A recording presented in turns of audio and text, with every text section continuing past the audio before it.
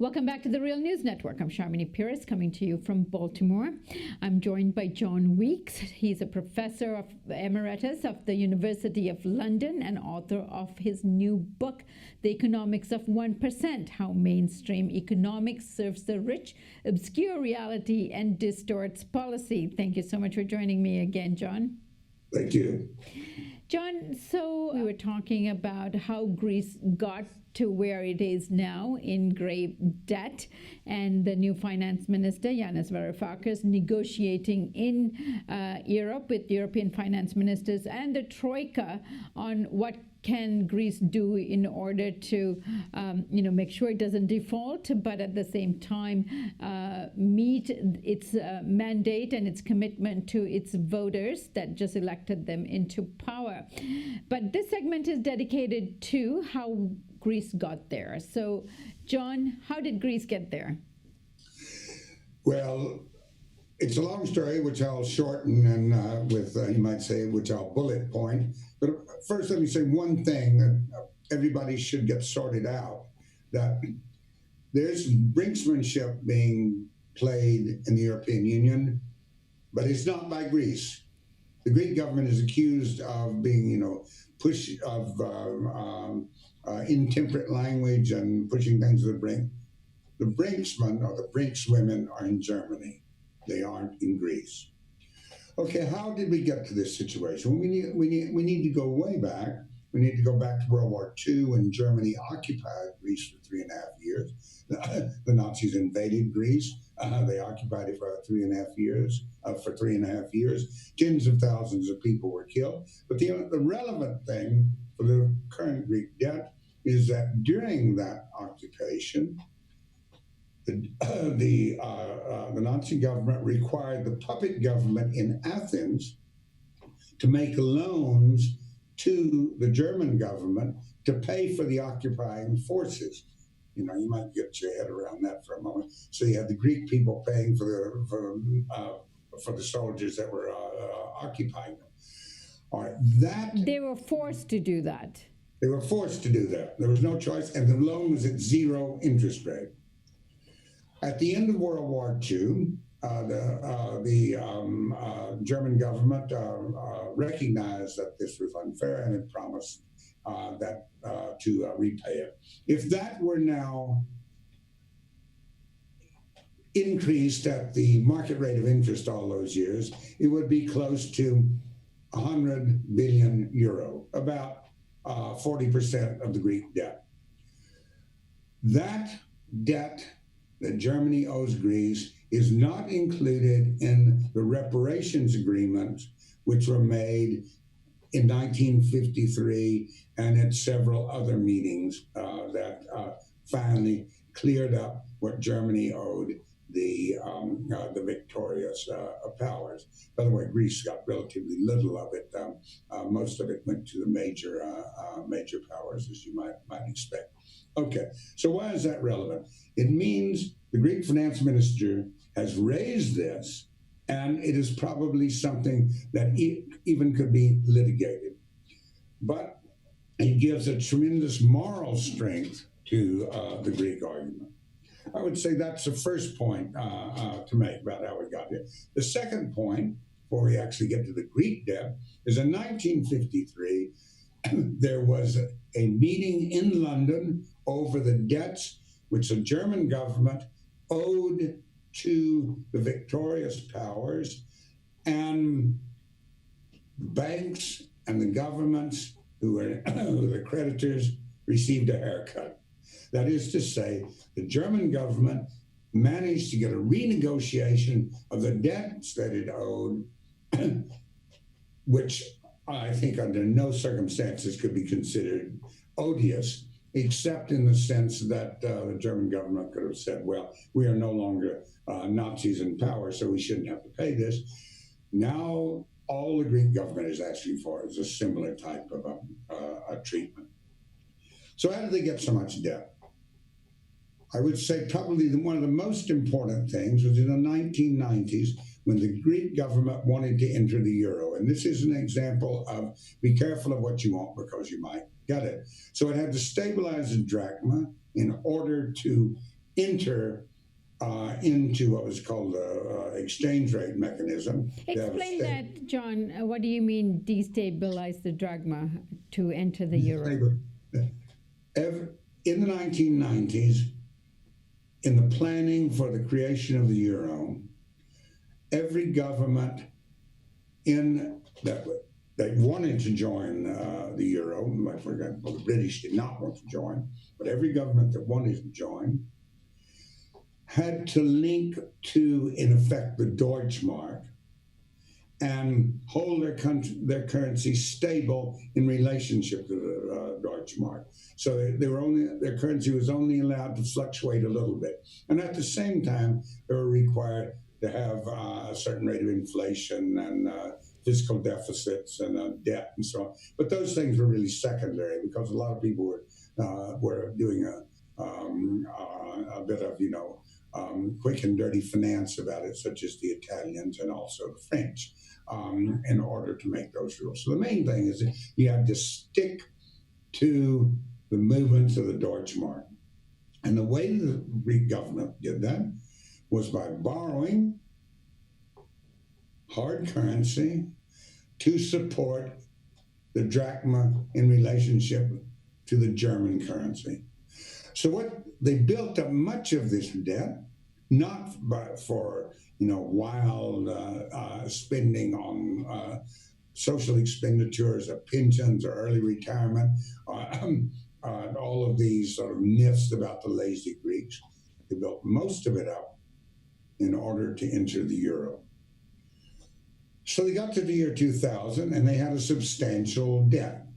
And then you come the crisis of 2008, and the bottom falls out of the European economy. Revenue declines in every country in Europe, including, of course, Greece. As revenue declines, they go from a fiscal deficit of about 2 or 3%, not very large at all in 2006, 2007, until in 2009, it's up to 15% of GNP. Now, being in the euro, they couldn't print money. They couldn't borrow from themselves. So therefore, what they had to do was borrow from commercial banks, borrow euros from commercial banks. And that's how they built up the debt even larger. Now they go into a crisis where the debt is growing at a faster rate and unable to pay it back, and is unable to provide any of the basic services necessary for a state to function, and they go back to be bailed out and ask for more money in order to sustain itself. Yeah, you're right. I want to make a couple of points on that. The first point is that the actual absolute debt is more or less stable. The problem is the ratio of debt to GNP. And when you have a declining economy, you don't have to be a statistician, you don't have to be a Nobel Prize winner in economics to realize that if one of the measures or criterion for success, if one of those is the ratio of debt to GNP, and GNP is falling, then you're in trouble, because the major way that countries reduce a heavy debt burden is through growth, not through reduction in how much you owe. So, for example, the United States in 1945 had a deficit coming out of the war that was 250% of GNP. 10 years later, it was down to 100%. Okay. Now, in the minds of the Troika and the European powers, how is it that austerity actually works in their mind? Because to ordinary people, this makes no sense. If government cuts back, lays off people, and there's less revenue being generated for the state by the taxes that they would be paying otherwise, how do they see the economy growing in order to be able to pay back the loans by implementing austerity? Well, it's a mystery to me, but I'll attempt to do it. You know, some people have seriously say, well, the German government is a moving spirit behind this austerity, and in German, the word for debt and the word for guilt are the same word, and so there's this underlying idea that debt is, a sinful thing. I think there is some truth to that, but I don't think the German finance minister and Merkel and so on are coming from that place. I think that there's something more sinister going on here, if I could put it that way. Much of those debts are held, Greek debts were held by German banks. And those banks wanted full payment, just as in the 1980s in the Latin American debt crisis, that U.S. banks particularly, but there are also banks in Britain and other places that held the debt of Latin American countries. They were saying, we want full payment. And they kept pressing for that until you reached a point where it was obvious that it was impossible. And only then did the U.S. government step in with some mild measures to facilitate sort of a easier repayment of the debt. That was the Baker plan, and then subsequently another plan in the mid 1980s. What we have now is a German government, still with banks that hold about 20% of the Greek debt, plus Germany is benefiting quite a lot from its position of control in the European Union. And it is running a large trade surplus with the rest of the European Union, with the rest of the Eurozone in particular.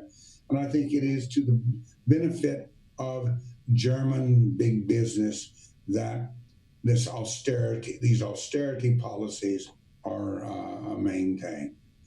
Now, so I think that's partly, if you want to know that, the formal argument that they're down to a very simplistic argument now. They're just saying, with this huge debt, it discourages investment. Until you get it down, the economy won't recover. But it's just not true. Now, the danger of this, of course, is it's not just Greece, but there are several other countries that are in a similar situation, as you said earlier. Now we're looking at Spain in a similar situation. Ireland could possibly be in a similar situation. And this could grow throughout Europe to the point that the whole continent might be in crises. So what is the solution? Well, first of all, let me say you're absolutely right. And it has finally become obvious to people throughout Europe that austerity is a class question.